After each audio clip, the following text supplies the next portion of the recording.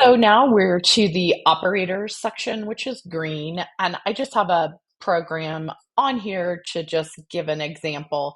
Um, I can put in zero statements, I can put in addition statements, but this one happens to be if the line follower sensor value is zero, then it moves forward, or if it doesn't, then it goes forward also.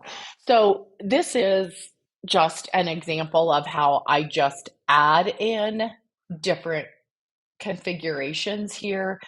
I can also add in this and I can have different things in there. So I'm able to add in there and use that as an operator. So there's a lot of programs where you'll see moved in value will come in here, or you might do if if this or this, then this happens. And so these are all the different operations that you can use within coding.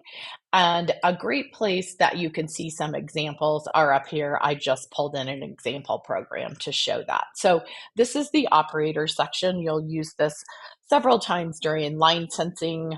The follower program will have several of the operator functions in it. So you'll start to use these with the kiddos in the lesson.